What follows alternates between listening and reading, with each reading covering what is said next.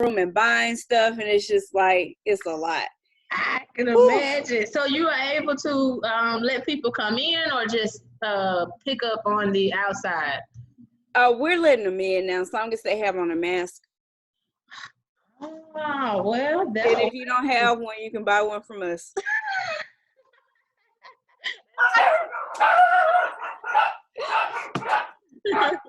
Sorry. Oh, Hey, Lucy and Diesel. Okay, I get it. Hey.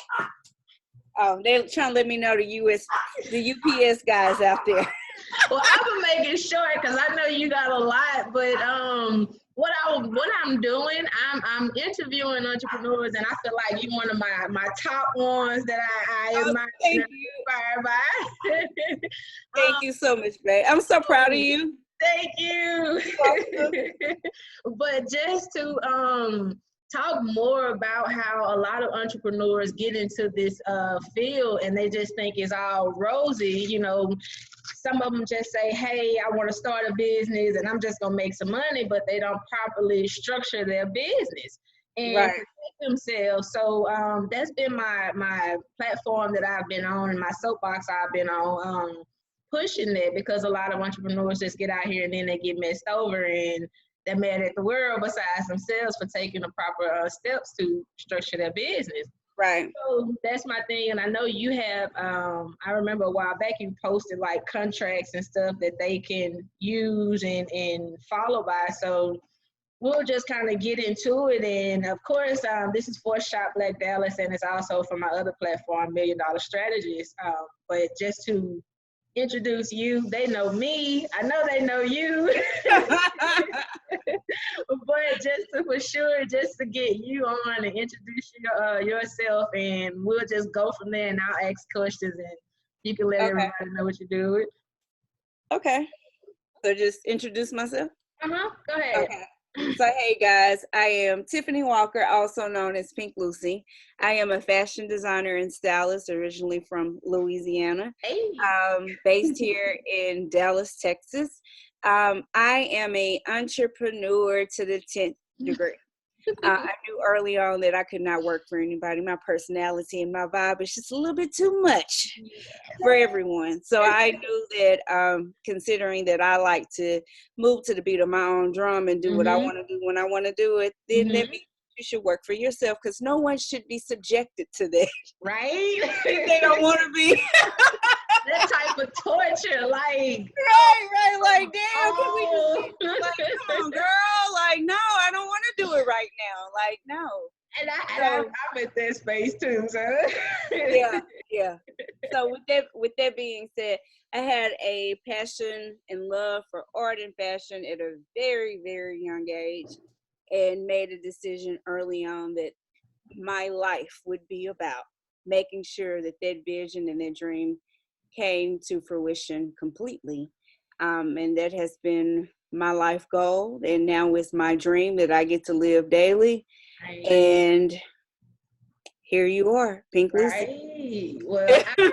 Well, my backstory on Pink Lucy, like, she has been my fave since high school. I remember she had me in one of her fashion shows when I was in high school, and from then on, I was just turned on by just how big your personality was, how big your heart was, and just the fact that you were a, Black woman in Shreveport, and many people may not be familiar with Shreveport, but at that time it was small. There were nobody really doing what you were doing.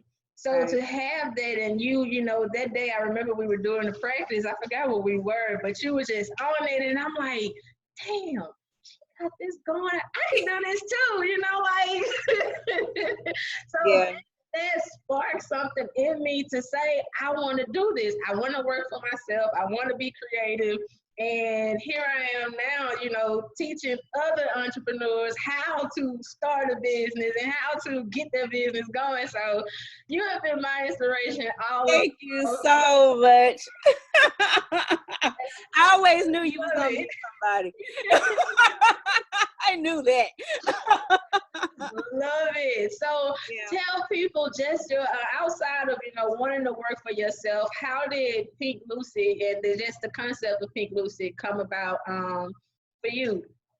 Well, the name Pink Lucy was derived from the fact that my mother and I were extremely close. And if you follow me, then you know that I recently lost my mom. So during that period of time, I was going under the name T. Shamise, and I just felt like it wasn't as marketable. Because even though chemise is the French word for shirt or loosely fit dress, they made it sound very ghetto fabulous. So I was just like, I was called T Shami, T Shamika, T everything but T Shamise, right? Right. So at that point, it was me going to the next step. It represented a new level because I was about to open a physical location in Shreveport. So I was in a restroom doing my makeup, and that's when God talks to me the most, because I guess that's when I'm actually still, you know. And the name Pink Lucy popped up in my head, and I was like, oh, like that has a ring to it. Yeah. So I immediately called my mother, and I was like, Ma, like, why do you call Taylor, who's my niece, why do you call her Lucy? And she was like, oh, I use it as a term of endearment. And I was like, really? And she was like, yeah, I really like that, the show I Love Lucy. And so I just called Taylor Lucy. Right. And I was like, okay, thinking that's really weird. But okay, Ma, like, I was like, okay. And then I said, what do you think about the name Pink Lucy? And she was like, oh my God. She's so dramatic. Oh my God, I love it. It has a ring to it. And she went on and on and on and on. And that's how the name was born. And I just knew, like, to just show my admiration and my love and to honor her, I had to name it Pink Lucy, because that was my girl, like my ride or die. You remember her from back in the day? She was a part of everything. Like, that woman was phenomenal. Wow. So she's the person that gave me the strength to continue to go after what I wanted, to have laser focus with my business, to come up with the concept and just help me carry it all the way through. My mother was a great support system for me, and and the rest of my family as well. I have an awesome family, supportive all the way. Don't call and ask for free stuff. They don't do any of that. Just really, really supportive. Now, they may not be into the kind of clothes I design, right? But if they know somebody that is, they're definitely going to know about me. Definitely. So, starting off, I came from very humble beginnings. My mother had lupus. So from the age that I could even remember, my mother was ill. And she tried to hide it and disguise it because she felt like that wasn't for me to deal with. That was only for her to deal with. But I grew up in a household where, there was no excuses as to why you couldn't do this, that, or the third. Like, even though my mother was ill, she always hustled to make a way, and that's what I saw. I saw someone that was just out there getting it, somebody that was just doing what she needed to do to take care of her adult responsibilities. Regardless of, what predicament, whether it was financial or, as far as her health, no matter what that may have been, whatever that circumstance was, I saw someone that made it happen. So that's all I know, to just make it happen. Like, I remember my mom being like, lupus causes chronic body pain, right? So I remember my mother being in pain and just being like, oh, well, mama just needs to lay down a second. Just give me about an hour and then we'll go do whatever. It was never, I can't. or this or that. Yeah. Even if she really couldn't, she gave me a solution to the problem before she said that she couldn't necessarily do it. Yeah. Get what I'm saying? Right. So, Mama, I really want these shoes. Okay, so I tell you what, if you can wait until da da da da da, then I'll make sure that we have, the money to right. get X, Y, and Z instead of just no. So I didn't understand the concept of no necessarily. Right. Because, no meant maybe, no meant let me find a way. Yeah. Right. Yeah. So I still have that same mantra. Like it's just like, oh, okay. So you said no. Okay, so what I'm gonna do is, I'm gonna do this way, and I'm gonna make this work. Right. I became a person that is very solution based. Wow. Do not tell me a problem Wow. unless you want the solution to the problem. Wow. Wow. Don't tell me about it. Wow. Because I'm gonna let you tell me once. That's fine, because I'm working it out. Mm-hmm. You tell me again, I'm like, okay, well, remember we talked about, and the third time, I'm done with it. I'm done. I'm wiping my hands of it because I am solution based. I don't like to harp on things. I like to find a solution to things.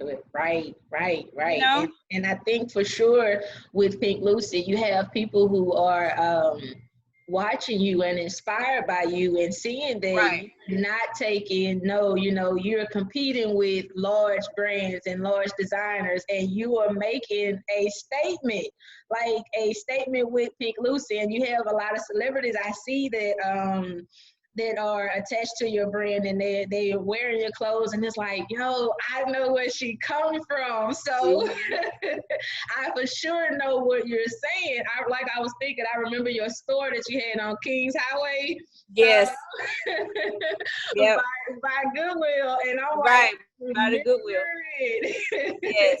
Yep. So I agree, you are that solution-based person, and that person that's just like, I see this, I'm going to get it.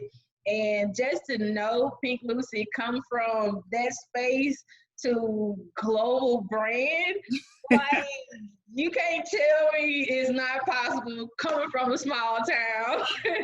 Girl, it's like, it's still unbelievable, right? Mm-hmm. So today I was on Facebook, and you know how your Facebook memories pop up? Mm-hmm.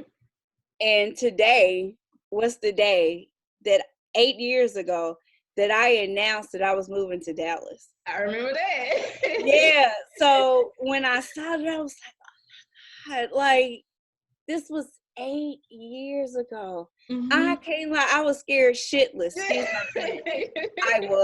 I really, really was.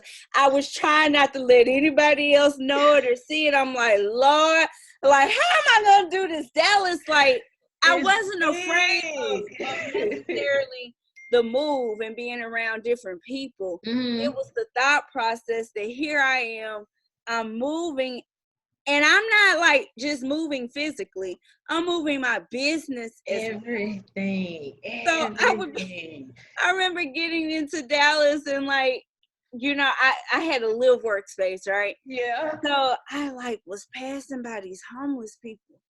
I said, Lord, please let it work, Lord. I can't let this happen. Girl, every time I saw a homeless person, I would start praying. Because I was like, I gotta make it like, you always hear about people moving to bigger cities, and of course my friends and family would never let that happen. But I am someone that like always wanted to do things on my own. I got it out the mud. Right. Nobody handed me anything. Right? The odds were already stacked against me. My father passed away when I was 13 years old, you know? So all the odds was already stacked against me as far as statistically how we're supposed to turn out, right? And I knew that I had to shift it. Not only, as far as my mindset is concerned, but making sure that I was prepared as far as my education, the decisions that I made in my life. Like, y'all, I did not play. I dated, but I wasn't getting serious with nobody. Yes, Because I yes. had to remain focused. I saw what happened when you got serious. You got Ooh, pregnant. right. Right. And that was not a part of the 10, 15, and 20-year plan. Playing, right. You know, so I sacrificed a whole lot to be in the space that I'm in now. And like, I'm not all the way there where I want to be. I don't think I ever will be all the way where I want to be because I have a problem with being complacent. I don't want to be complacent. I don't want to be in a state where, you know, I'm just okay with, like, I done made my money, you know, I've done this, I've done that, and then now you're complacent. Right. And it's like, oh, well, I don't want to do anything else. No. I strive for greatness every single day. Good. So let me ask this. And Just off of that. it's not easy. Mm-hmm. I'm still dealing with grief. Yeah. You know, like, I lost my mother August 19th, 2018. We're just about to come up on the second year. It still feels like yesterday. Mother's Day was extremely hard for me this past year. You know, like, I had anxiety attacks. I felt just very depressed and just, I mean, and here's the thing, everything else in my life is going. amazing. Besides the little quarantine weight I need to get off. Look, I got some detox tea. I'll send to you if you need. Yes, girl, listen. But other than that, it's just like, you know, even in the midst of this quarantine, God has helped me. God has helped me to open up my eyes to how I need to pivot my business and what I need to do to remain, you know, profitable and in business. And even if you're not making the sales that you would typically make, you're keeping it going. So how has that pivot worked for you? Oh, it's been amazing. Yeah. So what all did you bring in? What all did you transition through? Did you have any hard transitions or any? What else? Tell us. The hardest transition for me was mindset. Really? But it only took a day. What was the mindset? Well, here's the thing. We're in the middle of prom season. Yeah. Okay. This would have been prom season, right? Right. You have to remember, I'm used to making $1,300 gowns and up. Right. You get what I'm saying? So I could like sell 2 gowns on a Friday and have the rest of my sales during the week. And I've done my numbers. Right. You know what I mean? Right. Like, I'm good. And and I'm saying too, and that's just, you know, that's 2 isn't even a number. Nice. Right. Right. I'm being humble about it, right?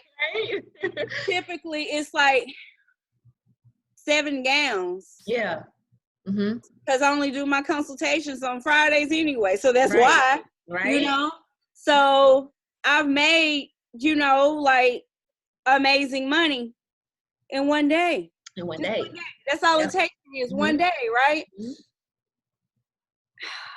So going from that to now, I have to sell $15 mask. Yeah. But that means you have to sell volume. But they are selling though. Oh, they're selling like hotcakes. But people know your brand and they know the quality of your brand, so that's why. And they know they're not getting something that's just run of the mill. You're gonna get something with the beautiful fabrics, like just very Pink Lucy, right? Right. Because the normal girl, we're not necessarily, Pink Lucy isn't for everybody. Right. And I've accepted it. You know, just like I'm not for everybody, just like you can't be in a relationship with everybody. Business works the same way. It doesn't mean that business ain't good. It means the business does not work for you. Right. So tell me how do you navigate through that, especially when you started early on, because you have a lot of entrepreneurs who get afraid or intimidated because everybody is not into their business. So how do you navigate through that mindset? You just have to realize that you're literally not for everybody. If you just keep remembering that, think about your past relationships, Mm-hmm. the ones that didn't work out. Right. Is that person necessarily bad? No, Right. they just didn't work for you. Right. Right? Friendships. Mm-hmm. People that grow, you know, someone that you were close with and now you guys aren't because you grew apart. Right. You guys don't have common ground anymore. Mm-hmm. Business is essentially just a relationship. Wow. Right. That's all it is, right? Right. Right. So if I stroke your ego a little bit and make you feel good, then you love me. Right. But the minute I piss you off, you hate me. You hate me, right? Right. Right. So you have to get to a point where you can't take it personal, and you have to have gatekeepers. Mm-hmm. Mm-hmm.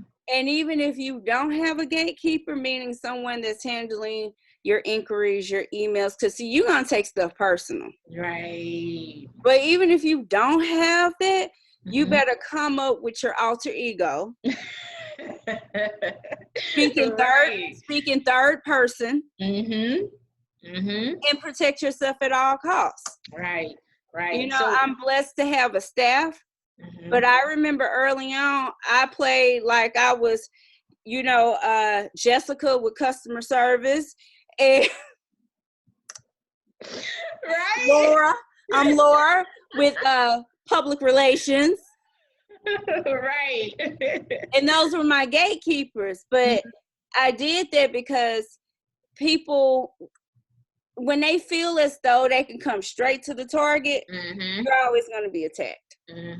So let's even talk about starting that early on when you wanted to do from Tisha Mees to Pink Lucy. How did you start up with that branding of the LLC, the building of the LLC, and even just getting to this point now that you have a full-on staff and you're still hands-on, but you still have a full-on staff? Well, the biggest thing was, in business, you want to make sure that you protect protect yourself personally, right? So the business needs to be a separate entity. So if you ever decide that you want to sue Pink Lucy, you're not suing Tiffany, you're suing Pink Lucy.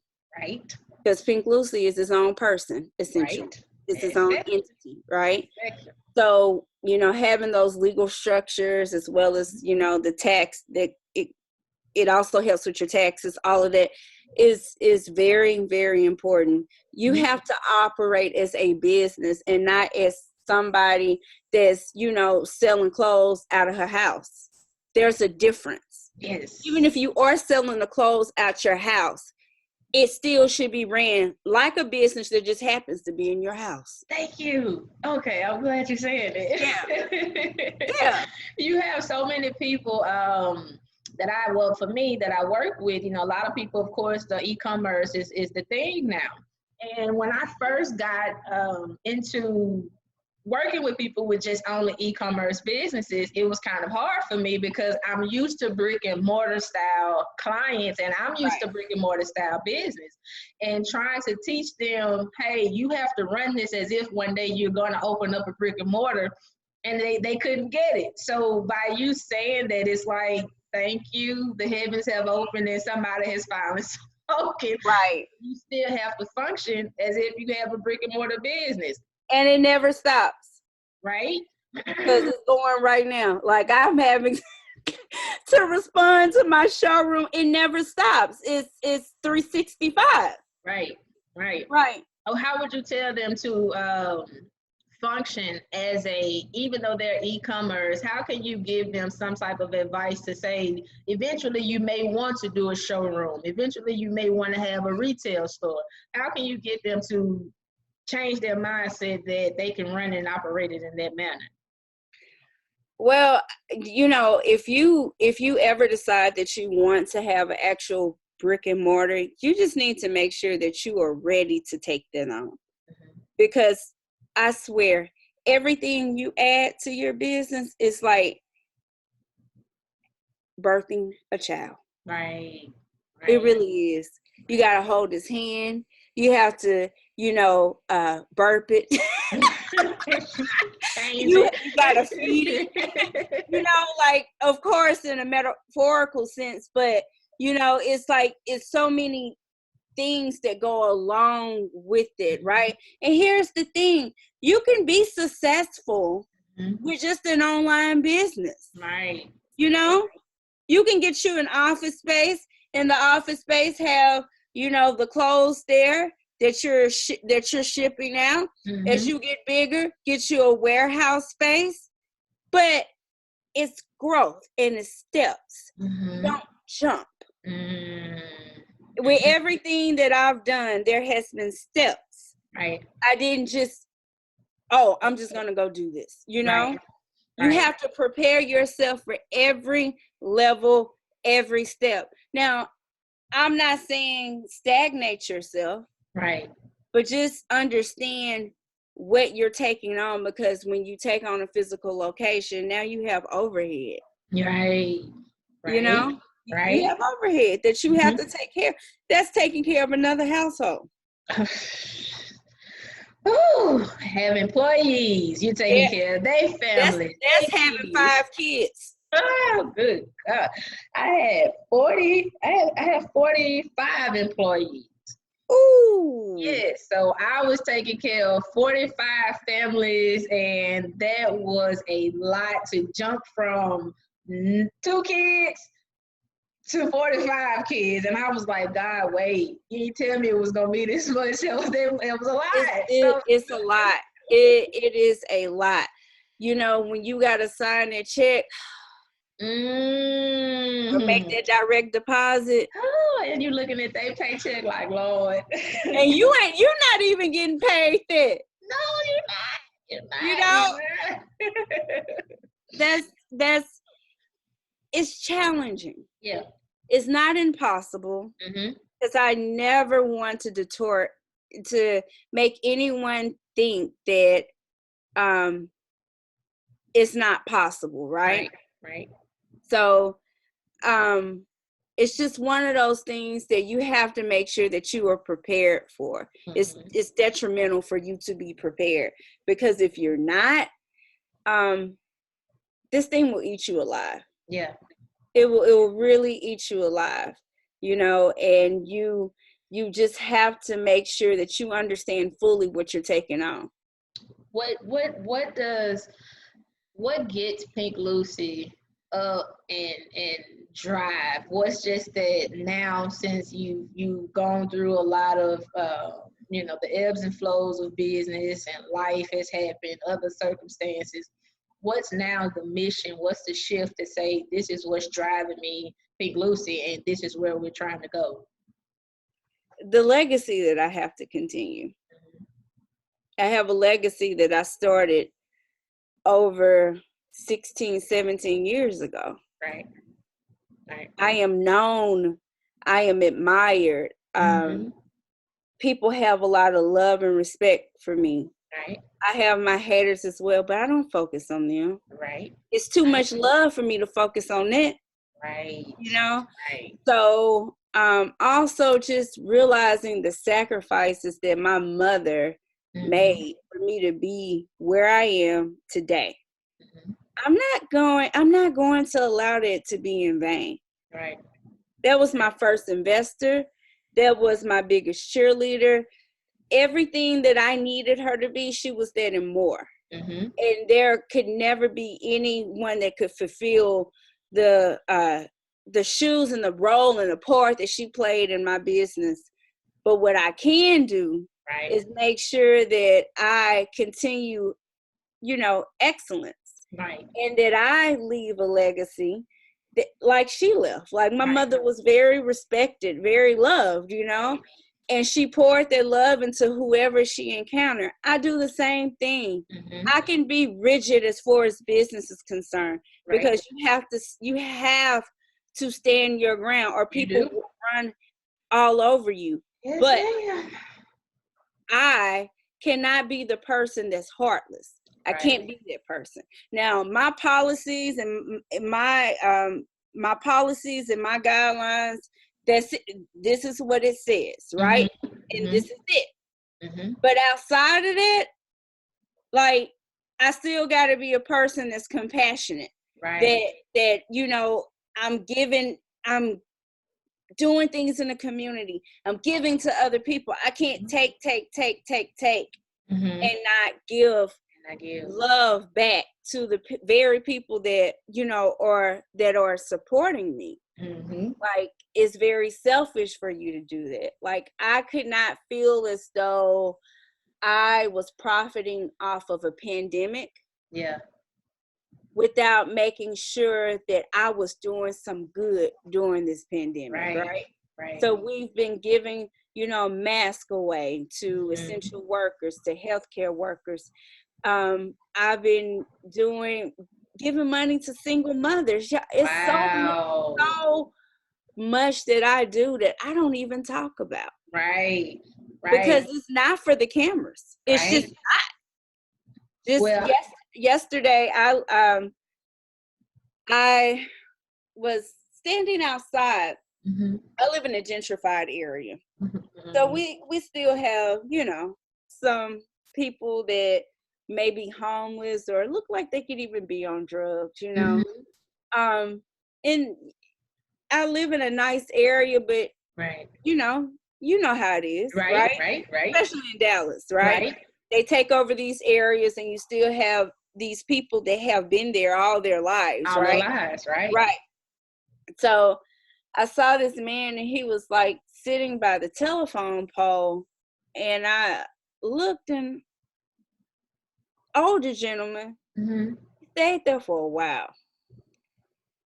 And I kept seeing him because I was letting my dogs out, and I said, let me get him some water. Yeah. So I went, and I have God has been so good to me. I have more than what I even personally need.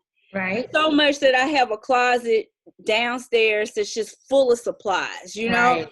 So I went and gave him a bottle of water, and I noticed he had only some cherries. Like, that's what he was eating. And he looked at me, he said, "Thank you. Do you have any food?" So I had cooked. Mm-hmm. So I went upstairs and I had pasta. So I fixed him something to eat. Right. Then I looked around like, what else do I have? I got the crackers, like I just filled up a bag of stuff, that he could eat on.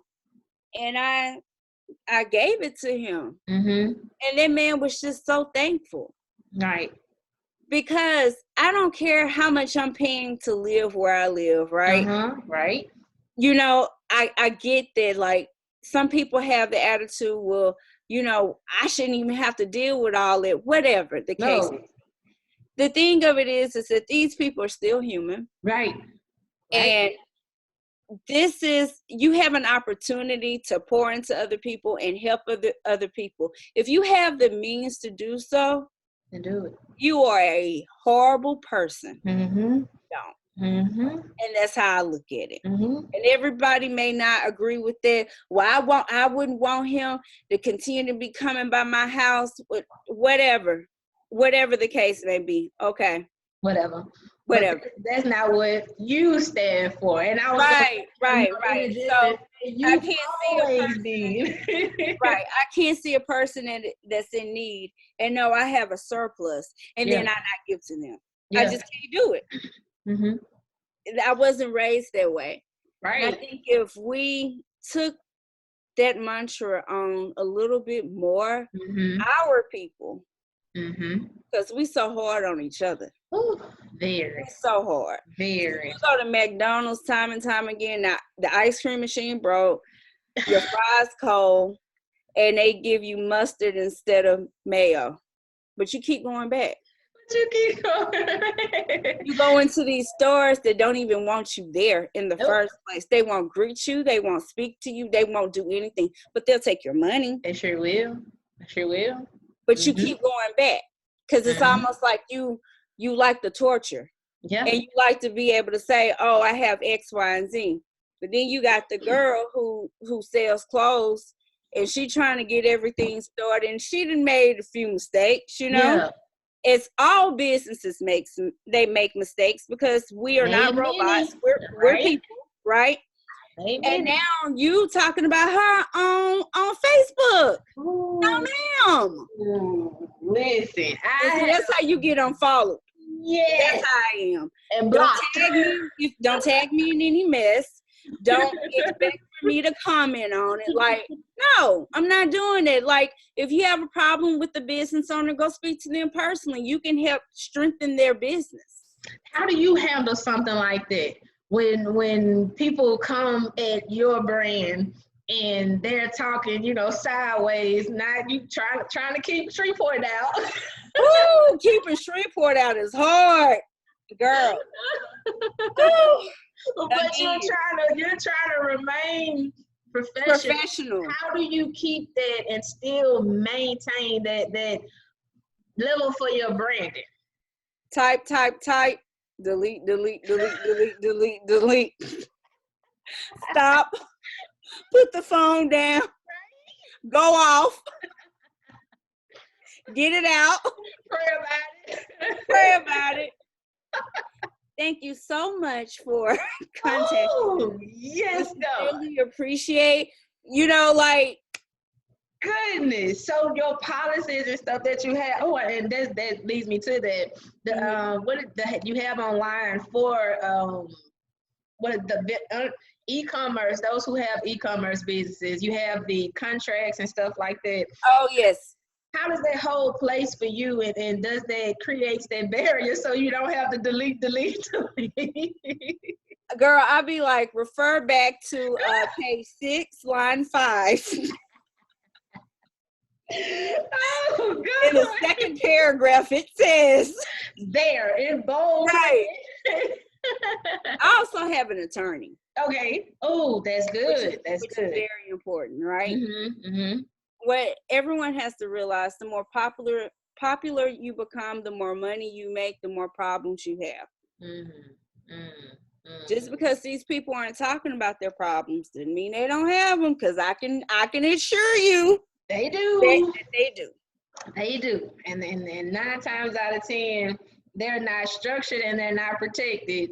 And they're just out here saying, living how they live. And so, everybody do the Instagram lifestyle. Right, so. right.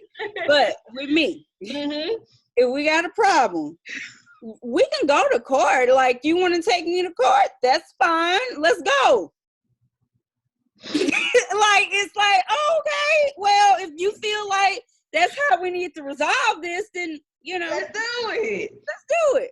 And that's I got crazy. That, and I'm always have that blue folder with your contract in it that states, this is what I told you. This is what you agreed to. I document everything. Everything. When I'm talking to a customer, I'm documenting what has been said to you.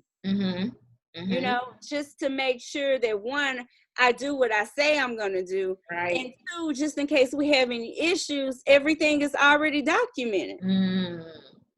But see, you don't have people, you don't have business owners or entrepreneurs who are aware that they need to document it. And then you get these people who just want to cut up and act the fool anyway.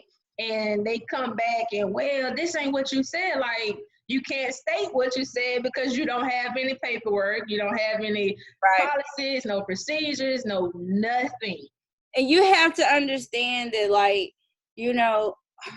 honestly, you become a target. Wow. True. And let's be honest, the more attractive you are, the more successful you are. Yes, ma'am. The more that people perceive that you have X, Y, and Z, the more they're going to come after you. Yes, I'm a witness to testify. I got dragged a couple of years ago, and I was like, you know what? If that's how y'all feel, don't even give it any energy.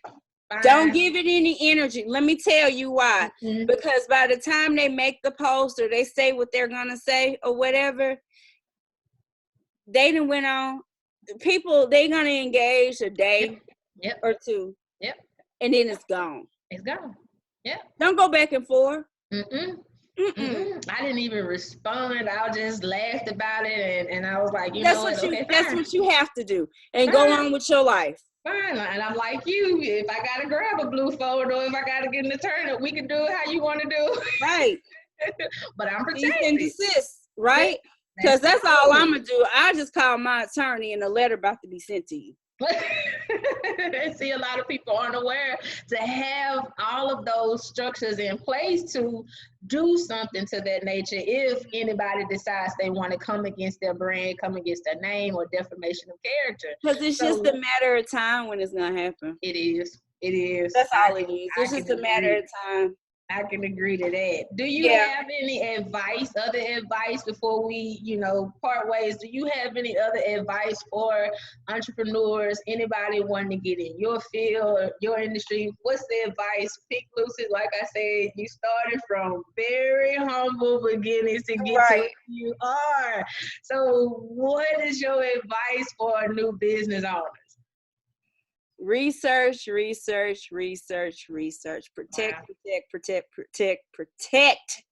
to the 100 degree. Protect yourself at all costs. Do your research. Know your brand like the back of your hand. Know the products and services that you're providing. Have a good team. Don't be afraid to let people go when you realize that they're not good. Okay? Because the turnover is going to be high until you find the right match, right? Again, it's like dating. Right. How many boyfriends we didn't have before we finally get in a serious relationship with somebody, right? Right. Process of elimination. Right. So the biggest thing, though, is you have to believe in yourself, because you cannot expect not one person to believe in you when you don't even believe in yourself. Right. And you have to be a representation of what you're doing. If you're saying that you're a designer, you need to look like one. If you're a makeup artist, your face should look like that. If you're a hairstylist, your hair should always look like you do what you say you do, because you are a walking billboard. And when you let yourself go, when you don't handle yourself properly, like, people are always looking for someone that they can look up to, right? That they can receive motivation from. And when you don't look the part, then I'm not really fooling with you like that, like, because it's nothing but a bunch of talk. So you sell clothes, but every time I see you, you look like you just rolled out of bed. Right. And I'm supposed to buy what from you? Right. Exactly. Right. Be your brain. So you have to take pride in your appearance. Right.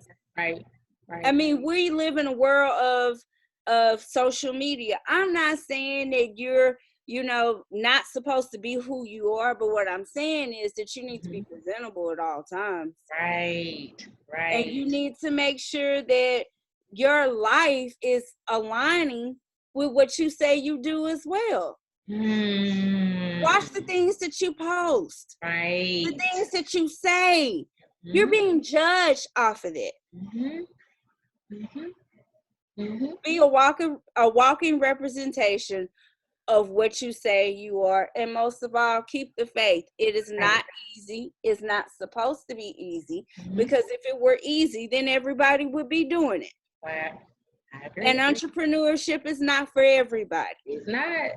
It is But not. when it is for you, if you give it the attention and love that it deserves, it's going to pay off in a big way. That is true. And if anybody cannot take what you're saying and run with it, I know I can, because you have for sure been that inspiration for me, like I said, since I've been in high school. I think I remember it was like the 19th grade, one of those. But even not being in the field that you're in, which is fashion and design, it sparked me to see that you had that go and that drive for business, and just the vision that you had, and just the fact that you were willing to stand out. And not only that, to teach somebody else what you were doing and what you had going on, and just to be that, that front runner. So for me, you have for sure been my inspiration, always been my inspiration for business. And I am more than happy that you took your time out, because I know you got to get back to the showroom.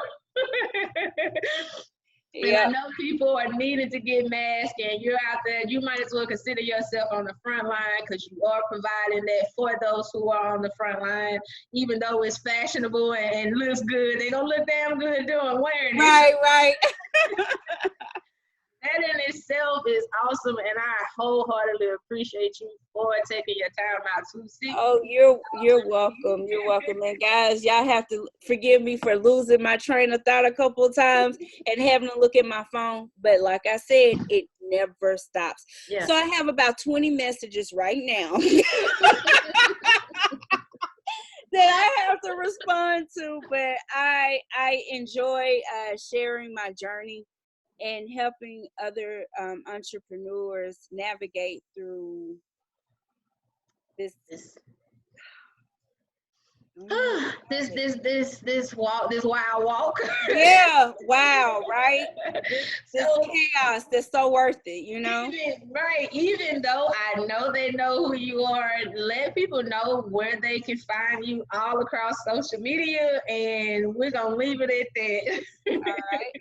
So guys, you can follow me on pink_Lucy on Instagram. That's pink_Lucy. And then my website is shoppinklucy.com. Again, that's shoppinklucy.com. And on Instagram, pink_Lucy. So, slide in my DMs if you got questions, You're gonna have a lot of people sliding for the room. Just slide on in. You got questions about business. Don't slide. No, about business, guys. That's it. But I actually plan on doing some seminars soon. So I'll let you know, so you can let your audience know. Okay. Yeah. That works. We can do some things together too.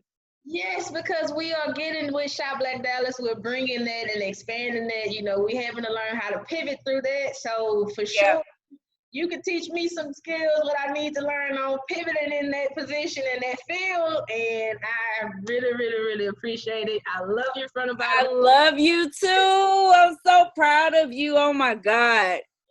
That's just so awesome. Thanks for having me, babe. Bye, guys.